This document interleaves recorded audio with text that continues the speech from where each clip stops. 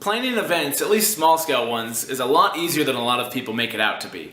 While this channel focuses specifically on Nerf and Laser Tag, I've been planning events for the last 15 years outside of this stuff as well, using 3 simple steps. Because I'm a firm believer that if you plan it, they will come. And a lot of people just flat out aren't hosting anything because they're afraid they'll do it wrong or they can't be bothered to do the work or whatever. But it's really quite simple. Now, hopefully this won't just help you plan Nerf and Laser Tag events, but really just about anything.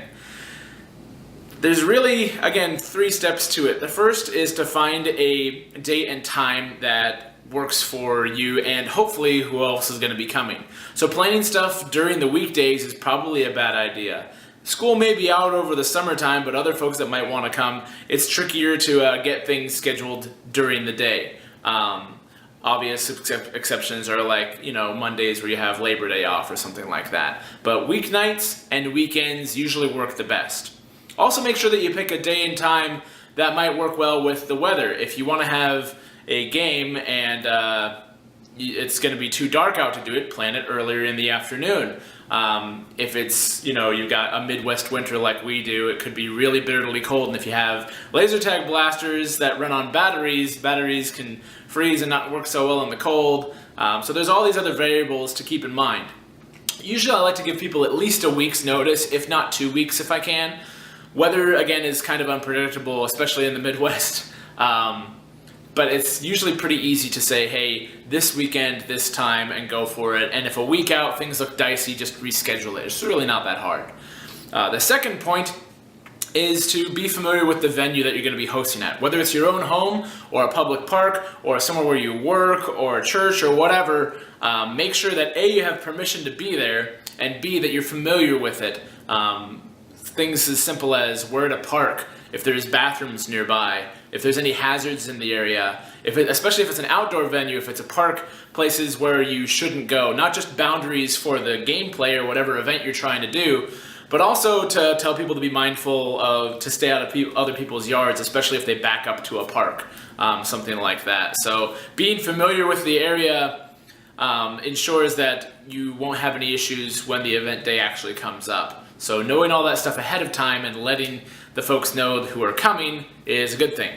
Speaking of those folks, the third point, getting the word out. And this is probably the easiest thing, especially with the advent of social media.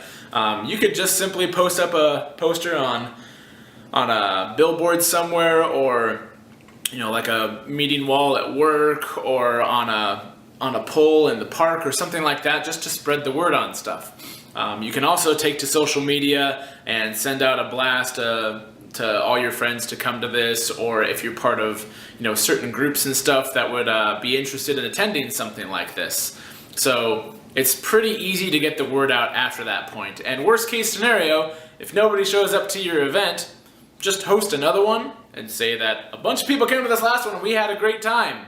They don't know the difference because none of them were there. So there's really no harm in trying to plan an event and get something going, because people are always looking for something to do, but very few of them want the hassle of actually putting it together. But it's really not all that hard if you just follow those 3 simple steps when you're setting something up.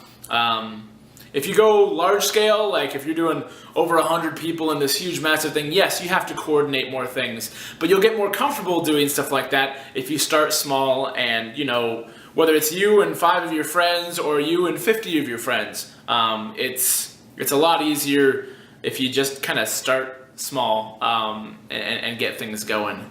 The events are a lot of fun to do, but no one seems to want to take the time or the effort to do it. I always get asked, and I always end up the one, either if I don't plan it, then it seems like it doesn't happen, and it's really frustrating because there's all these weekends and all these things where other people could be doing stuff when I'm busy. They don't only have to do events when I'm free, so get more events going on in your communities, get your buddies together, have a good old time out there, because it's really not that hard to do it, and they'll love you for doing it. So if you have questions about planning events or issues that you've run into or anything that you need help with, I've got about 15 years worth of events that I've planned on my own under my belt, so leave a comment. Yeah, hope to help. Thanks.